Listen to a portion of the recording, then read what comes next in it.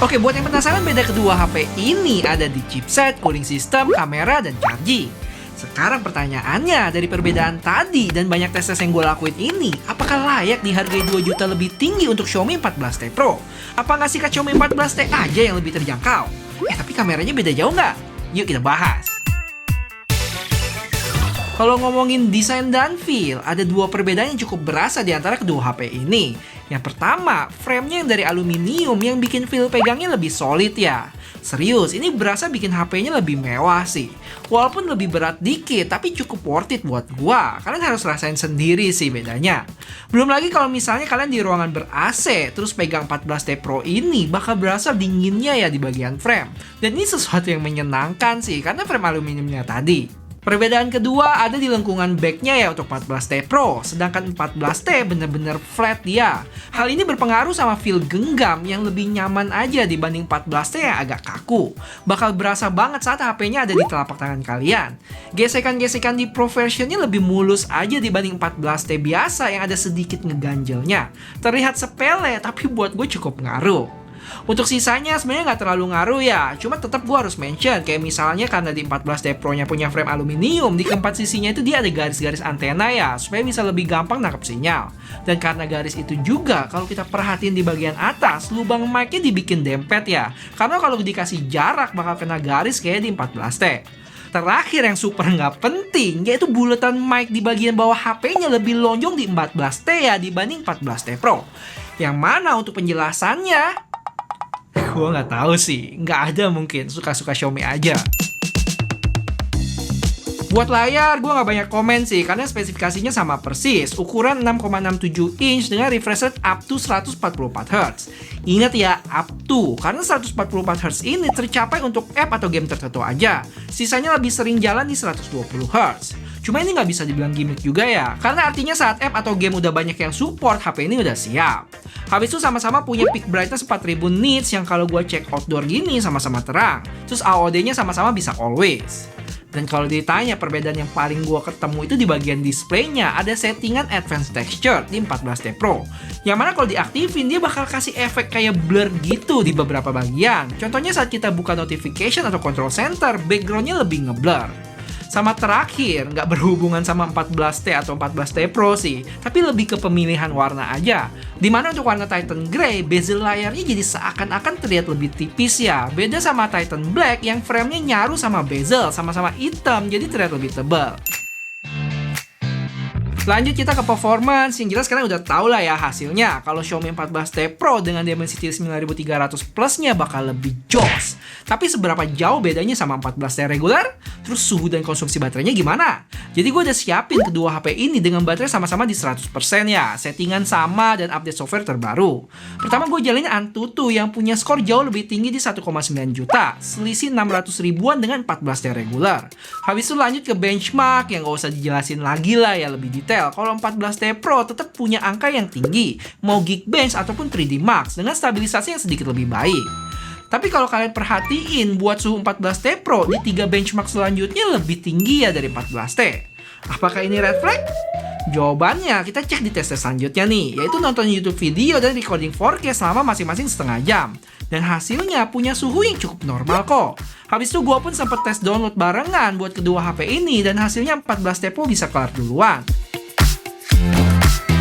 Tapi selisihnya tipis banget. Jadi menurut gue keduanya sama-sama baik. Habis itu dari file yang gue download tadi, sekitar 1 gigaan, gue pakai buat tes rendering di KineMaster. Yang editannya gue kasih scale dan 1 filter. Terus ekspor dalam 4K 30 dengan bitrate yang gue mentokin. Dan output filenya hampir di 2 giga. Dan hasilnya, Xiaomi 14T Pro jauh lebih cepat ya. Saat kelar, posisi di 14T regular itu belum mencapai setengah. Dan selisihnya sekitar 1,5 menit. Dan di akhir tes, kedua HP ini sama-sama ada di 74%. Terus menjawab pertanyaan sebelumnya, apakah 14T Pro red flag? Ya tentu enggak ya. Kalau tes benchmark suhunya tinggi itu wajar, karena emang performance-nya itu di-push. Tapi yang mesti diperhatiin, di tes-tes normal dari nonton YouTube sampai rendering tadi, bisa dibilang suhunya tergolong aman. Bahkan sedikit lebih adem dari 14T. Mungkin sedikit banyak kebantu sama cooling 14T Pro, yaitu 3D Ice Loop cooling, dibanding 14T yang nggak ada embel-embel 3D-nya tuh. Dan dari sisi baterai juga patut diapresiasi ya, untuk 14T Pro punya konsumsi daya yang sama. Padahal secara performance yang dihasilkan itu lebih tinggi dengan kapasitas baterai yang sama-sama 5000 mAh. Kalau dibandingin sama 14T regular yang pengalaman pakai kesehariannya udah gue bikin di video ini. Seawet apa? Cus tonton full videonya. Dan ngomongin baterai, ada dua perbedaan lagi di sini ya, yaitu untuk charging lebih cepat di 14T Pro, 120 Watt dan support wireless charging juga. Oke, terakhir gaming. Jadi kayak biasa, gue sempet tes Genshin Impact highest 60 FPS dan bisa dapat FPS rata-rata hampir sempurna di 59,7. Grafiknya rata di atas ya, dengan baterai berkurang 9%. Dan suhu tergolong aman sih di 42,1 derajat. Dan kalau gue bandingin sama 14T regular, 14T Pro ini lebih baik ya. Secara FPS lebih tinggi, konsumsi baterai sedikit lebih awet, dan suhu lebih adem juga. Tapi sebenarnya tipis-tipis aja sih bedanya. Terus ada satu lagi gue ketemu masih tentang gaming, yaitu settingan game PUBG di Xiaomi 14T Pro lebih tinggi tuh. Bisa sampai ultra ekstrim. Sedangkan Mobile Legends sama-sama mentok di ultra-ultra. Dan setelah duel ini, sebenarnya gue kepikiran sih mau compare antara Xiaomi 14T Pro sama S24 FE. Kalau menurut kalian menarik, boleh kasih tahu dengan like video ini ya. Dan subscribe juga buat yang belum, oke? Supaya bisa cepet-cepet collab sama David Gadgetin. Thank you. Oke, kalau ngomongin spesifikasi, dia ada perbedaan di lensa utamanya ya. Yang mana pertama beda di sensor. Jadi yang 14T Pro itu dia pakai Light Fusion 900, sedangkan yang 14T biasa pakai lensa Sony MX906. Terus untuk lensa telefotonya dia ada perbedaan di zoom ya, optical zoomnya. Dimana untuk yang 14T Pro itu dia bisa sampai 2,6 kali, sedangkan yang 14T biasa dia bisa sampai 2 kali aja. Dan hal ini juga berimpact sama zoom mentok foto di Pro version yang bisa sampai 30 kali, sedangkan 14T 20 aja. Terus ada satu hal menarik kalau kalian perhatiin, saat udah zoom jauh gitu, dia ada preview di kanan atas sini ya, buat Pro version tuh. Yang sayangnya ini nggak ada di 14T regular. Buat kualitas foto, gue bisa bilang 11-12. Misalnya kalian bisa lihat selfie yang gambarnya susah buat dibedain. Terus buat kamera belakang juga sama ya, dari ultrawide sampai telefoto. Kecuali kalau kita perhatiin perbedaan 2 kali ke 2,6 kali di 14T Pro-nya cukup berasa dari warna dan ketajaman gambar. Karena emang bisa dibilang ini perpindahan lensa dari wide yang di crop dengan telenya. Sama satu lagi untuk color profile, kalau dibandingin gini untuk Leica Authentic di 14T regular, warnanya dibikin lebih pucat. Tapi justru malah gue lebih demen sih, kayak lebih berkarakter aja. Walaupun kadang ada yang terlalu over juga sih, kayak misalnya foto bunga ini yang malah cenderung putih di 14T biasa. Oke, sekarang gue coba untuk videonya, untuk resolusi sesama di 4K 30 fps. Yang mana untuk kedua HP ini sama-sama bisa pindah lensa ya saat lagi recording gini. Sekarang coba gue pindah ke ultra wide. Dan ini untuk lensa selfie-nya, yang mana bisa sama-sama mentok di 4K 30 fps ya.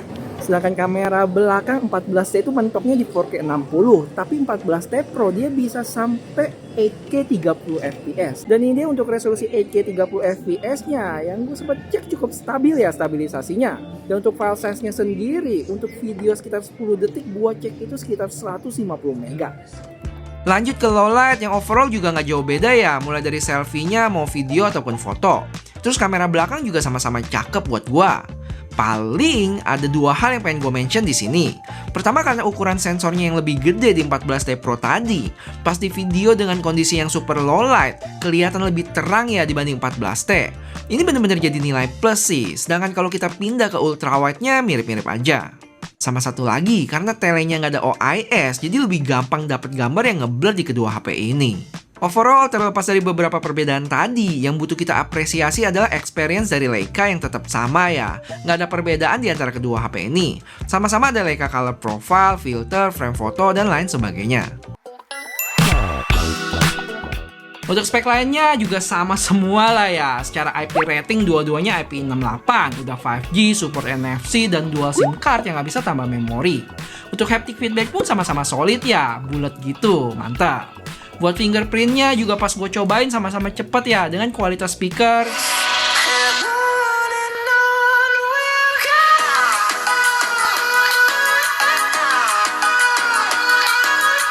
Terus untuk update software juga sama-sama di 4 tahun Android update dan 5 tahun security.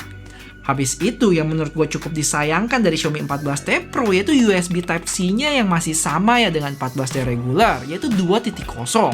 Saat gue transfer data ke laptop, punya kecepatan yang sama sih. Coba aja dibikin paling nggak USB 3.0 gitu, biar Pro-nya lebih berasa aja.